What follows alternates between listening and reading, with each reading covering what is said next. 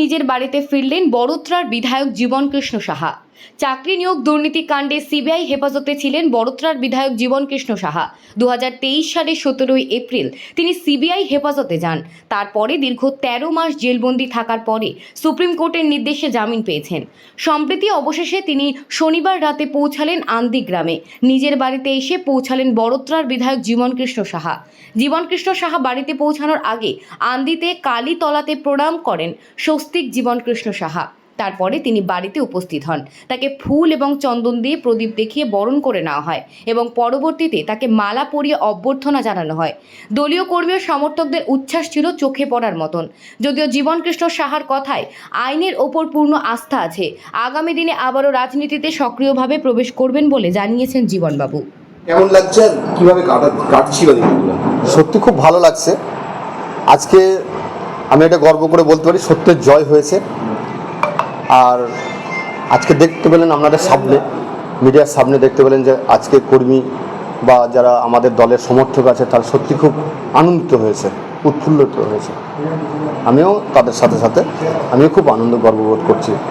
সত্যি কর্মী সমর্থকরা আছে, অনেক পার্টির কর্মকর্তারা আছেন, তারাও এসছেন আজকে এই আনন্দটা ভাগ করে নেওয়ার জন্য। এই যে 13 সুপ্রিম কোর্টের রায়, কি বলবেন? দেখুন, অনারেবল সুপ্রিম কোর্ট যে রায় দিয়েছে সেই রায় মাথা পেতে নিয়েছি। আগামী দিন যে রায় দেবে এবং যে বিচার হবে, যে রায় হবে কোর্টের, সেই রায় আমি মাথা পেতে নেব। দাদা, এখনো তো বিচার প্রক্রিয়া চলবে। যদি এরপরেও যদি ধরেন যে ইডি বা সিবিআই যে অ্যারেস্ট করেছিল তদন্তে যদি আবার ডাকে, কি করবেন? আমি তদন্তে সম্পূর্ণভাবে সহযোগিতা করব। আমাদের অনারেবল সুপ্রিম কোর্ট এবং আমাদের রাজ্যের যে সিবিআই কোর্ট আছে যেরকম নির্দেশ দিয়েছেন সেই নির্দেশ মোতাবেক আমি মেনে চলব। আর এটুকু বলতে পারি, আমি বিচার পাবো এবং সত্যের জয় হবে।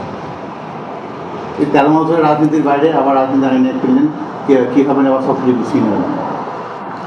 দেখুন, আমাদের রাজ্যের সুপ্রিমো, দলের সুপ্রিমো হচ্ছে মাননীয় মমতা বন্দ্যোপাধ্যায়। আমাদের দল যেভাবে গোটা রাজ্যে একদম সংখ্যাবদ্ধ হবে, সেই জন্য কোনো অসুবিধা হয়নি। তাই আমি আবার সেই জায়গায় এসছি। আমাকে আমার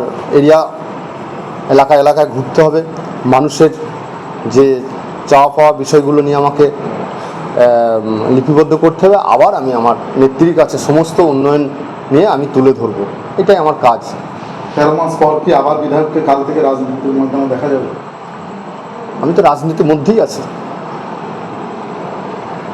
দাদা, রাজনীতিকের সঙ্গে তো দেখা করলেন, কি তারা কি পরামর্শ দিচ্ছে, তারা কি বললাম আপনার রাজনীতি কেরিয়ার নিয়ে?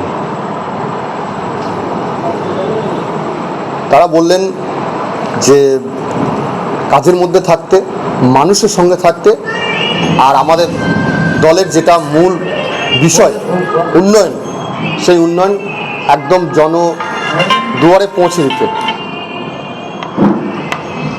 আর কি শুনতে চাইতে পারেন?